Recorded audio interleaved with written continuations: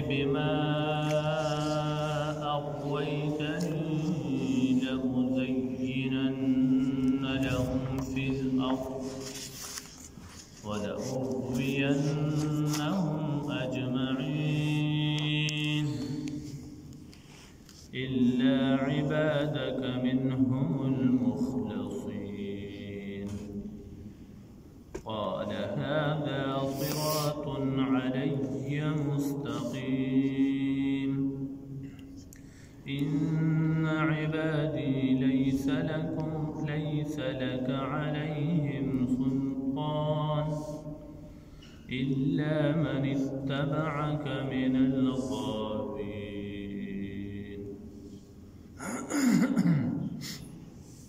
سورة الحجر 39 نمبر آیات تے یو کم سلوی ختم نمبر آیات دو سورة الحجر. دیدنا مخی اللہ جل جلالہ داو فرمائل چه من فرشتو توویل چه من یو انسان پیدا کو یو بشر پیدا کو. کله چې دا بشر مون پیدا کو نتاسو ټول به هغه ته په سجده کې پریوځئ، هغه ته به سجده وکړئ. کله الله جل جلاله دا بشر تیار کړو او حکم یې وکړو چې تاسو دته سجده وکړئ، نو شیطان د هغې سجدې نه انکار وکړو. الله جل جلاله ورته وفرمایل تا ولې سجده ونه کړه، تا ولې د سجدې کولو نه انکار وکړو؟ نو دا ورته وی چې زه تا د اور نه پیدا کړی او دا تا د خټې نه پیدا کړی دی، نو زه ولې بدبودارې خټې ته چې دی نو سجده وکړم، لہذا د ده ته سجده کوونکی دی به. الله جل جلاله ورته وفرمایل چې اوځه ورک شه د جنت نه کوز شه. نو چې کله یې ډېره ایستو ده ورته وویل الله ما ته د وقته پورې مهلت چې دی نه دا راکړه. ده مهلت وغوښتو تر د ورځ د قیامته پورې، خو الله جل جلاله دته مهلت ورکړو د وقت معلومه پورې، یعنی د وقت مقرر چې مرګ پې راځي د هغه وخته پورې. او دې ځای نه دی الله ته لوی لوی قسمونه خوري. قال شیطان وویل رب ای زما ربا بما اقویتنی پس سبب چې تا ما لره ګمراه کړو. څه مطلب؟ په کم سبب چې تا زه د دې جنت نه راوویستم، په کم سبب باندې چې زه د اسمانونو کوزیږم، په کم سبب باندې چې زه ګمراه شم، په کم سبب چې تا زه ګمراه کړم، لأزینن لهم فی الارض، نو زه به ضرور ښایسته کړم لهم دوی ته ګناه.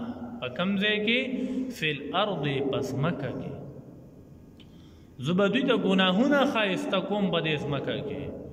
ولأغوینهم اجمعین، او زه به ضرور ګمراه کړم دوی لره، ټول په ټوله به ګمراه.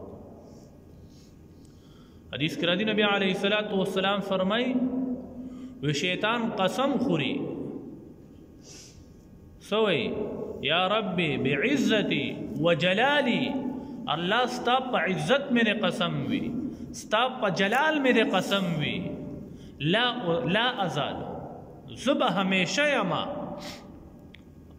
چې زه به ګمراه کومه د انسانانو لره تر کمې پورې چې د دوی په دې جسمونو کې روحونه وي، دوی په جسمونو کې چې تر کمې پورې ارواح موجود وي، تر هغې پورې به زه دا انسانان چې دي نه دا به زه ګمراه.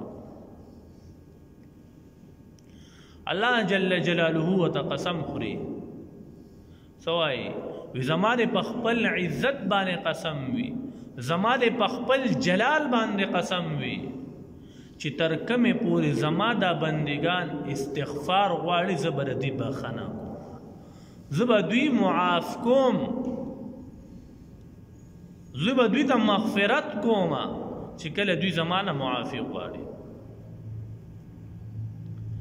نو دې کې شیطان هم استثناء وکړه چې زه خو به ټول ګمراه کوم خو الا عبادک مگر ستا بندګان. امام رازی رحمه الله فرمای وی شیطان هم د دروغو نه ځان بچ کو.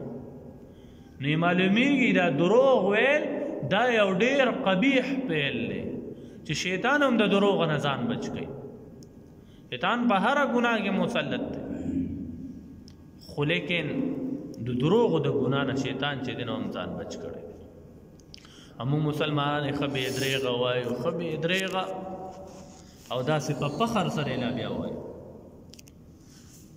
الا عبادک مگر ستا بندگان منهم لهغونا المخلصین چې مخلص دي مخلص خلق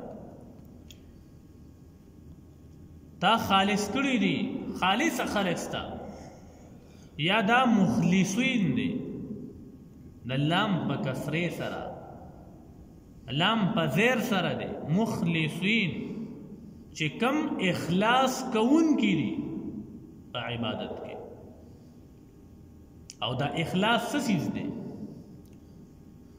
ندی په باره کې جنید بغدادي رحمه الله فرمای الاخلاص سر بین العبد وبین الله تعالی